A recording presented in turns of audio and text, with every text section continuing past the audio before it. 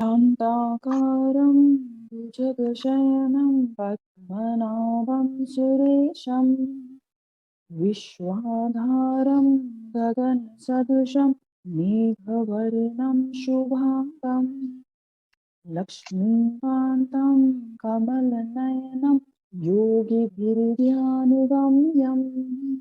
वन्दे विष्णु भवभयहरं सर्वलोकैकनाथम्।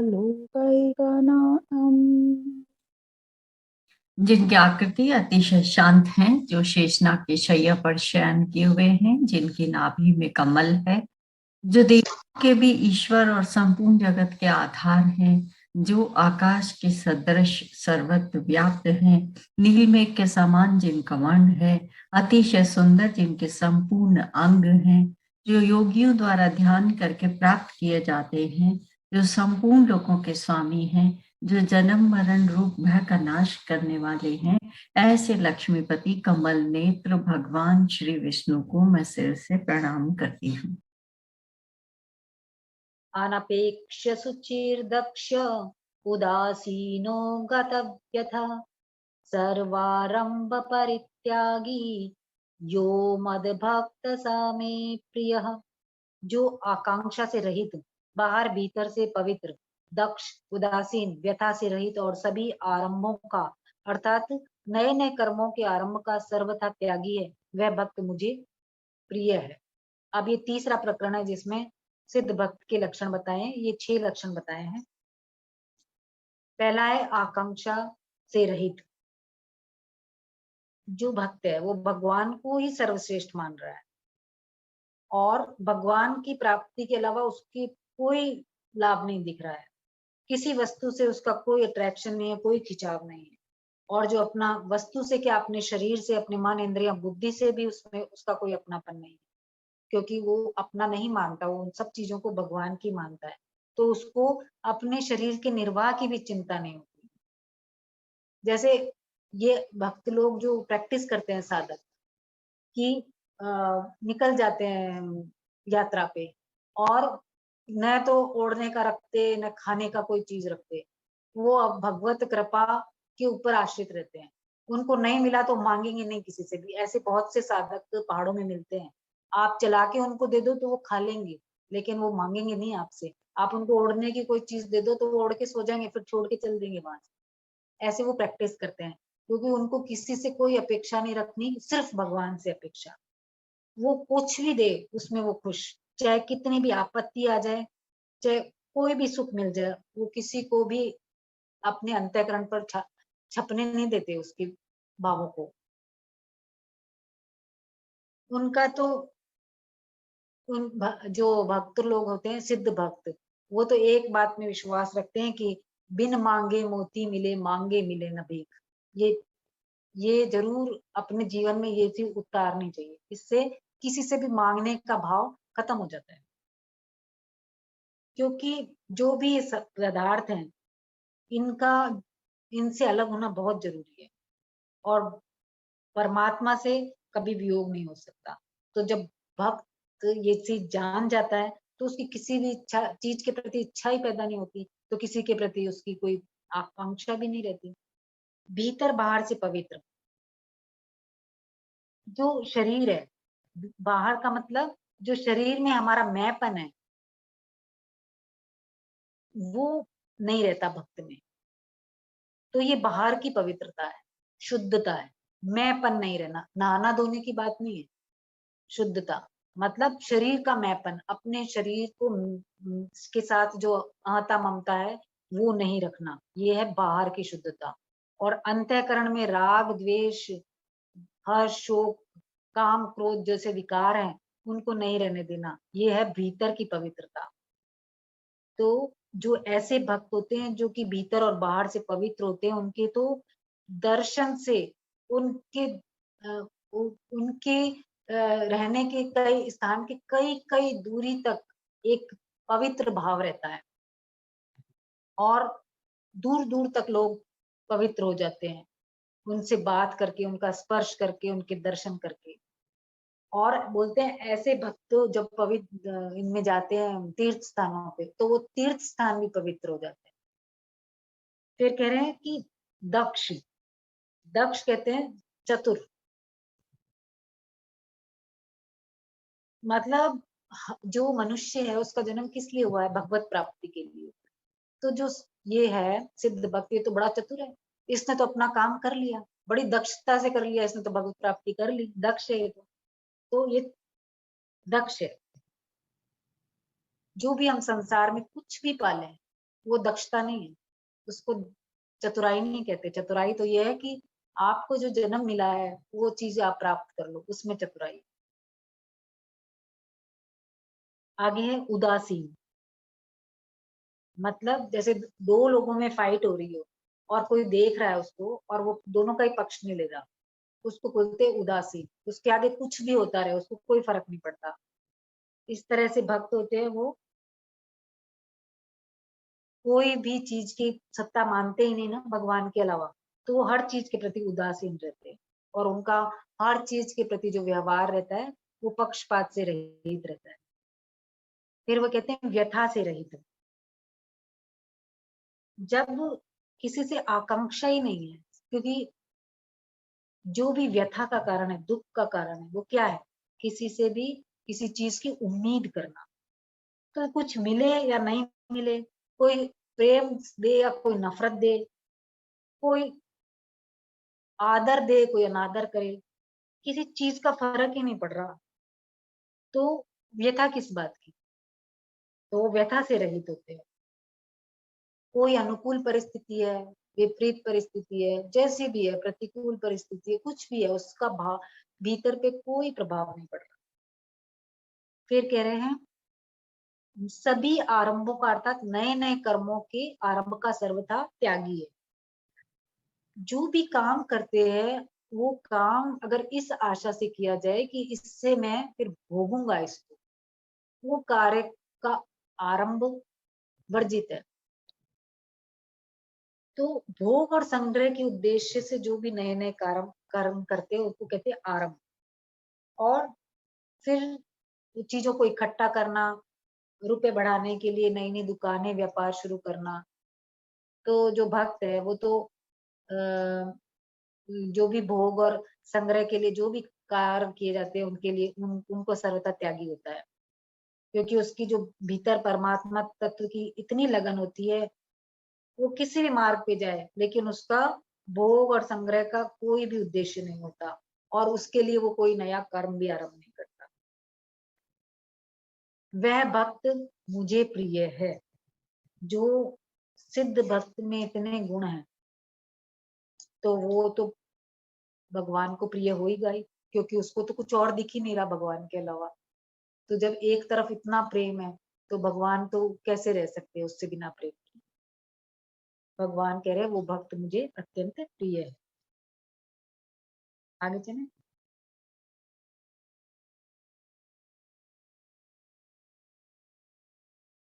यो न रिष्यति न द्वेष्टि न शोचति न कांक्षति शुभाशुभ परित्यागी भक्तिमान्य स मे प्रियः। जो न कभी हर्षित होता है, न द्वेष करता है, न शोक करता है, न कामना करता है, और जो शुभ अशुभ कर्मों में राग द्वेष का त्यागी है, वह भक्तिमान मनुष्य मुझे प्रिय है। अब सिद्ध भक्तों के 5 लक्षण वाला ये चौथा प्रकरण भगवान ने बोला है। अब हम देखते हैं कि जो विकार होते हैं वो 4 तरह के होते हैं, राग द्वेष हर्ष और शोक। और भक्त में ये चारों ही नहीं होते। जो भगवान से विमुख है और संसार के सम्मुख है उनको शरीर के निर्वाह के लिए और सुख के लिए अनुकूल पदार्थ भी चाहिए, अनुकूल परिस्थिति भी चाहिए, तो ये उनकी कामना हो गई। और जब ये मिल जाते हैं तो क्या होता है? हर्ष होता है। लेकिन अगर ये नहीं मिलते या जो इसमें बाधा पहुंचाता है उसके प्रति क्रोध होता है, द्वेष होता है, और ना मिला तो कैसे मिले इसकी चिंता होती है। परंतु जिनको भगवत प्राप्ति हो गई है उसमें ये विकार नहीं होते और उसको तो संसार की कोई आवश्यकता ही नहीं है। फिर कह रहे हैं जो शुभ अशुभ कर्मों में राग द्वेष का त्यागी है, जो ममता आसक्ति और फलेच्छा से रहित होकर शुभ कर्म करते हैं भक्त लोग, तो वो उनके कर्म अकर्म हो जाते हैं।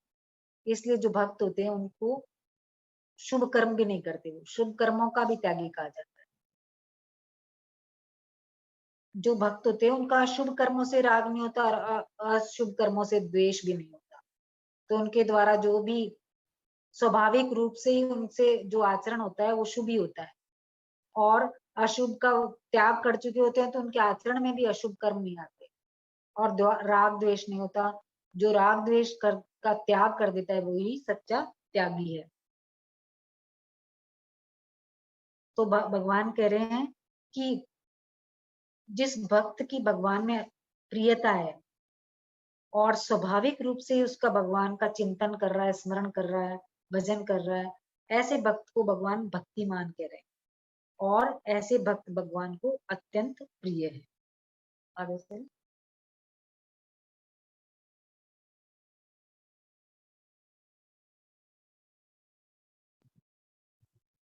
समशत्रौ च मित्रे च तथा मानापमानयोः शीतोष्ण सुख दुःखेषु समसंग विवर्जितः।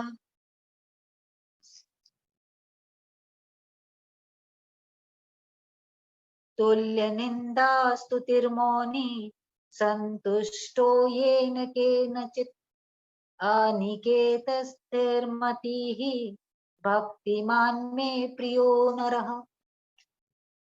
अब जो सिद्ध भक्त के लक्षण बताए हैं, अभी उन लक्षणों में ये 5वां प्रकरण है भगवान का, इसमें 10 लक्षण बताए हैं भक्त के। पहला बताया है जो शत्रु और मित्र में तथा मान और अपमान में सम है। अब जो भक्त में समता है उसका वर्णन कर रहे हैं भगवान। जो सिद्ध भक्त हो गया उसमें राग द्वेष है ही नहीं, तो राग द्वेष होगा नहीं तो किसी के प्रति शत्रुता का या मित्रता का भाव ही नहीं होगा। तो जो शत्रु और मित्र में सम है, क्योंकि उनके हृदय में किसी के प्रति भी शत्रुता का या मित्रता का भाव उत्पन्न नहीं होता।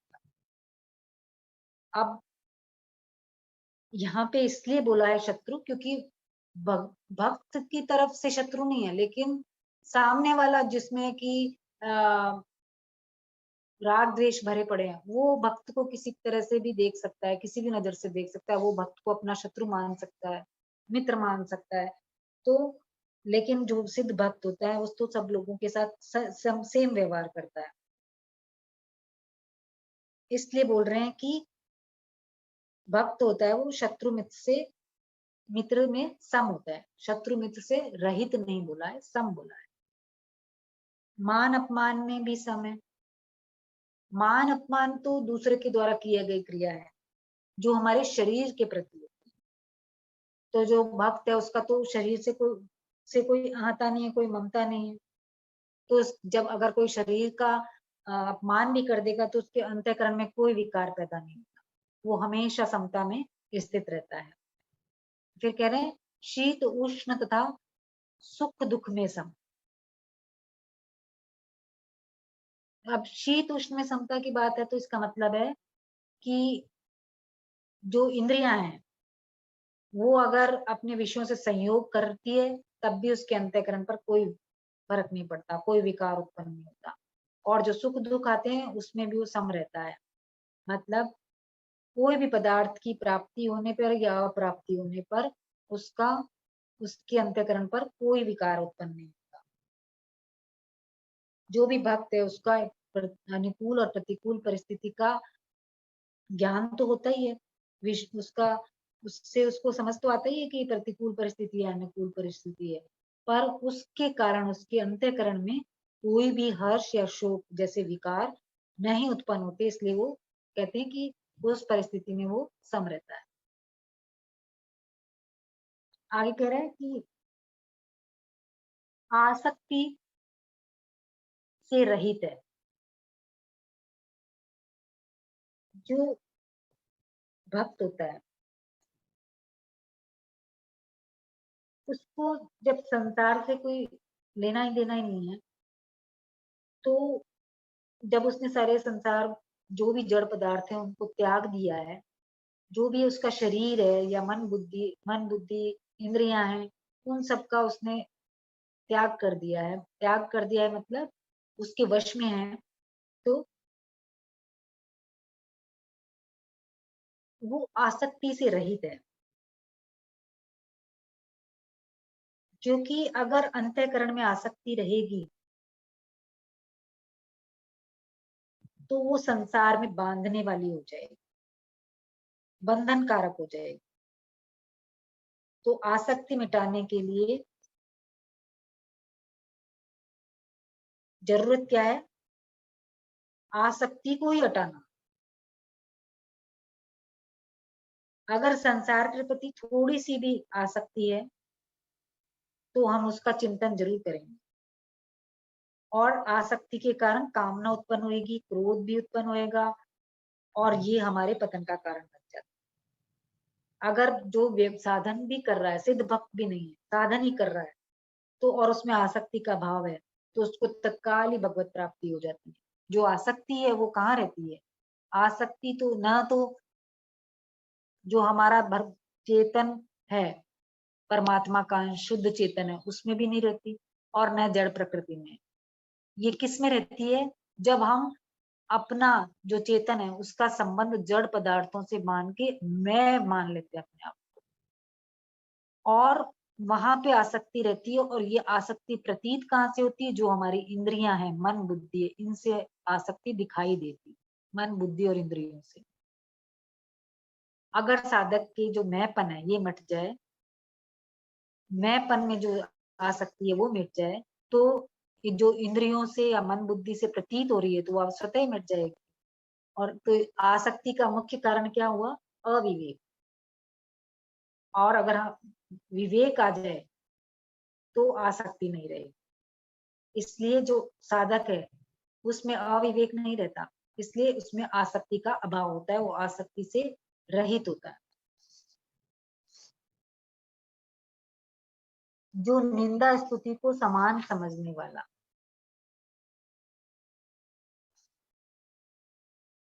निंदा और स्तुति किसकी होती है? नाम की होती है। ये भी बाहर की क्रिया है। जो लोग हैं वो अपने हिसाब से किसी भक्त की निंदा स्तुति करते हैं, क्योंकि भक्त की तो अपना जो कहलाने वाला नाम है या शरीर है उसमें कोई अहंता ममता है ही नहीं, तो इसका इसलिए उसका निंदा और स्तुति का कोई असर नहीं पड़ता, क्योंकि उसका न तो स्तुति करने वाले या प्रशंसा करने वाले के प्रति राग होता है, और न ही निंदा करने वाले के प्रति द्वेष होता है। वह दोनों ही परिस्थितियों में सम रहता है। अब क्योंकि सम क्यों रहेगा? क्योंकि उसकी तो हर जगह बुद्धि में, उसको तो हर जगह दिख रहा है भगवान, तो किससे किसकी तो निंदा, कोई भी उसकी निंदा करेगा उसमें भी उसको भगवान दिख रहा है, कोई उसकी स्तुति करेगा उसमें भी भगवान दिख रहा है। तो जब उसका भेद ही नहीं, भेदभाव ही नहीं है किसी चीज में, तो निंदा स्तुति में सम रहता है। और उसके द्वारा अशुभ कर्म होते नहीं है, क्योंकि जो भी शुभ कर्म है वो केवल भगवान को हेतु मान के करता है। तो जो कोई भी निंदा करे या स्तुति करे उसके चित्त में कोई विकार नहीं होता। फिर कह रहे हैं मननशील है। मननशील मतलब मनन होता रहता है, स्वाभाविक ही भगवत स्वरूप का मनन होता रहता है। मौनी, मौन मौन नहीं है इसका मतलब चुप रहना नहीं है, मुंह बंद रखना नहीं है। मौनी एक तो होता है मौन व्रत करते हैं जो वाणी का मौन रखते हैं, वो बात नहीं। यहाँ पे मौनी का मतलब है जो सतत मननशील है। क्योंकि जो अगर वाणी का मौन रखना ही भक्त, ये सिद्ध भक्त की निशानी हो जाएगी, तो फिर वो कैसे दुनिया को कैसे सही राह दिखाएगा अगर वो वाणी से बोलेगा ही नहीं। तो इसका मतलब ये है कि वो मननशील रहता है हर समय। आगे है कि जिस किसी प्रकार में भी संतुष्ट, जो भक्त होता है उसका ये गुण है कि वो संतुष्ट दिखाई देता है, क्योंकि उसका प्रेम सिर्फ एक जगह है, वो है भगवान, और उसको कहीं से भी कोई प्रेम नहीं है किसी चीज से, तो इसलिए वो संतुष्ट रहता है। संसार से प्रेम करने में संतुष्टि खत्म हो जाती है, असंतुष्ट हो जाता है। भगवान में प्रीति करने से एक संतुष्टि आ जाती है, और इसी के कारण वो हर परिस्थिति में सम रहता है, क्योंकि वो हर परिस्थिति को क्या कहता है, भगवान का विधान मानता है, तो हर परिस्थिति में नित्य निरंतर संतुष्ट रहता है। फिर कह रहे हैं, रहने के स्थान का शरीर में ममता आसक्ति से रहित। जिस स्थान पे रहते हैं उससे प्रीति होती है, उससे आसक्ति रहती है, लेकिन जो सिद्ध पुरुष है उनको अपने रहने के स्थान से ममता आसक्ति नहीं है। फिर है स्थिर बुद्धि वाला, उसकी जो भक्त की बुद्धि है वो सिर्फ भगवत तत्व में लगी हुई है, वो उस भगवत तत्व से कहीं और विचलित होती नहीं, इतना स्थिर मत बुद्धि है।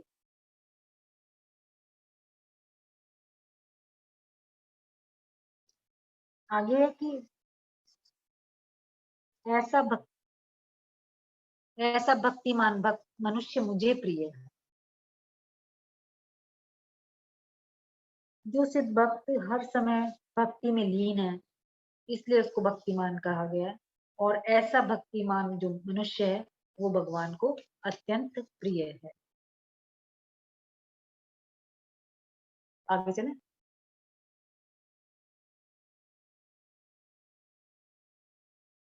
ये तु धर्मयामृतमिदं यथोक्तं पर्युपासते श्रद्धाना मत्परमा भक्तास्तेतीव मे प्रियाः। जो मेरे में श्रद्धा रखने वाले और मेरे परायण हुए भक्त पहले कहे हुए इस धर्म में अमृत का अच्छी तरह से सेवन करते हैं, वे मुझे अत्यंत प्रिय हैं। अभी पिछले श्लोकों में भगवान ने सिद्ध भक्तों के केवल कुल 39 लक्षण बताए हैं। अब आगे भगवान अर्जुन के एक प्रश्न का उत्तर दे रहे हैं कि जो मेरे में श्रद्धा रखने वाले, जो भक्ति है उसमें श्रद्धा का और प्रेम का और ज्ञान जो होता है उसमें विवेक का महत्व होता है। तो इसका मतलब यह नहीं है कि भक्ति में विवेक की और ज्ञान में श्रद्धा की का महत्व नहीं। जो श्रद्धा है और विवेक है इसकी सभी साधनों में आवश्यकता पड़ती है। जो विवेक है उससे भक्ति के जो साधन है उसमें तेजी आती है, और जो हमारे शास्त्र है और परमात्मा भगवान है उन पर श्रद्धा होने से जो हम साधन कर रहे हैं उसमें जो हमें पालन करना चाहिए हम उसका पालन कर सकते हैं श्रद्धा होने से। इसलिए किसी भी साधन कर लो उसमें भक्ति और ज्ञान दोनों ही साधनों में श्रद्धा और विवेक जरूरी है, सहायक भी है। फिर कह रहे मेरे परायण हुए,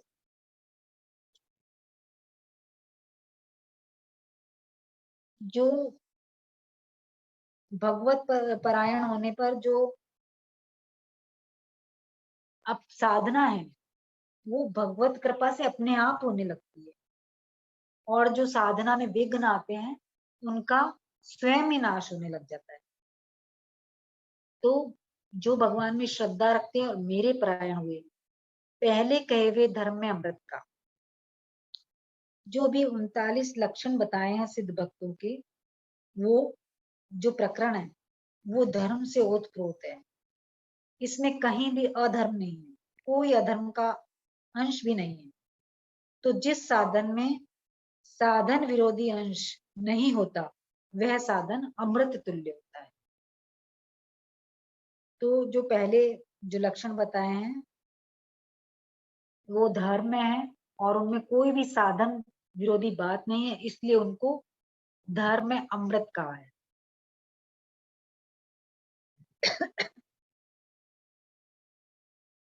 सेवन करते हैं।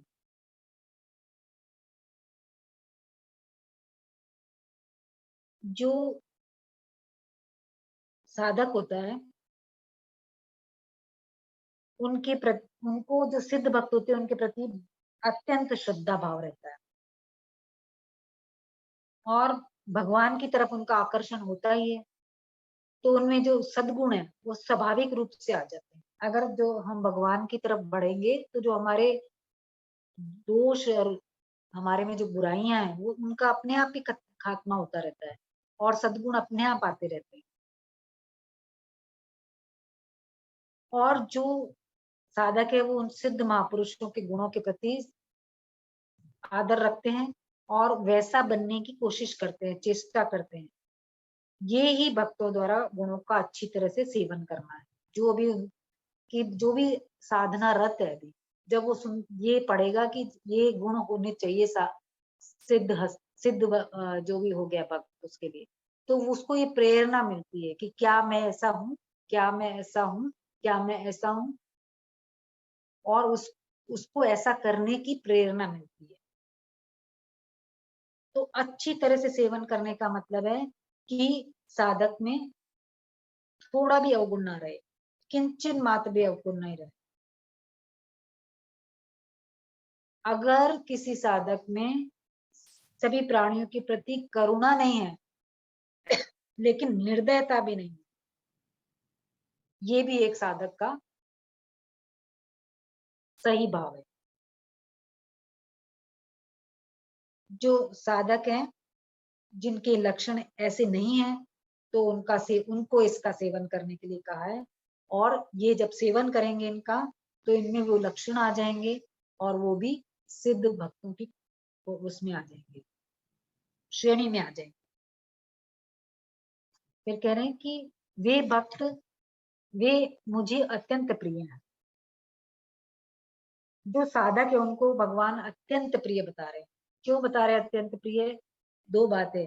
एक तो है कि जिन भक्तों को सिद्ध भक्त बन चुके हैं, जो जिनको तत्व की प्राप्ति हो चुकी है,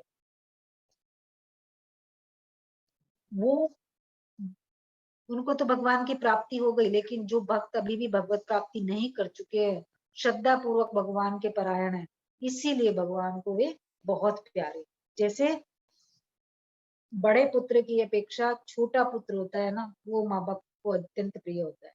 ऐसे ही सिद्ध पुरुषों की अपेक्षा, सिद्ध भक्तों की अपेक्षा भगवान को साधक भक्त अत्यंत प्रिय है।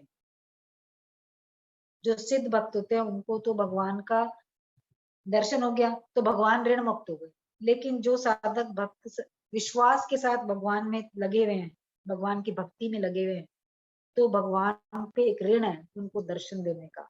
इसलिए भगवान कह रहे हैं कि वो भक्त मुझे अत्यंत प्रिय है। इस प्रकार ओम तत्सत इन भगवत नामों के उच्चारण पूर्वक ब्रह्म विद्या और योग शास्त्र में श्रीमद् भगवत गीतोपनिषद रूप श्री कृष्णार्जुन संवाद में भक्ति योग नामक 12वां अध्याय श्री वासुदेव के चरणों में अर्पित।